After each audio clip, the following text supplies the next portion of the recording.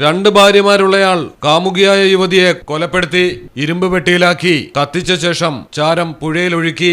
എന്നാൽ പെട്ടി മറ്റൊരിടത്തേക്ക് മാറ്റുന്നതിനിടയിൽ ലോഡിംഗ് തൊഴിലാളിക്ക് തോന്നിയ സംശയം പ്രതിക്ക് വിലങ്ങു വീഴാൻ സാഹചര്യമായി.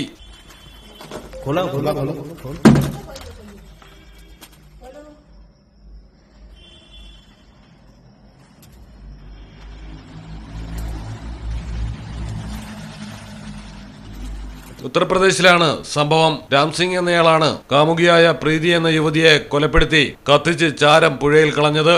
ഝാൻസിയിൽ താമസിക്കുന്ന രാംസിംഗിന് രണ്ട് ഭാര്യമാരുണ്ട്. പുറമെയാണ് പ്രീതിയുമായി പ്രണയത്തിലായത്. എന്നാൽ പ്രീതി നിരന്തരമായി പണം ആവശ്യപ്പെട്ട് ഭീഷണി തുടങ്ങിയതോടെയാണ് രാംസിംഗ് കൊലപാതകമെന്ന പദ്ധതി ആസൂത്രണം ചെയ്തത്. കൊല നടത്തിയ ശേഷം മൃതദേഹം പ്ലാസ്റ്റിക് ഷീറ്റ് കൊണ്ട് മൂടി. പിന്നീട് തെളിവ് നശിപ്പിക്കാനായി ലോഹപ്പെട്ടിയിലിട്ട് കത്തിച്ചു.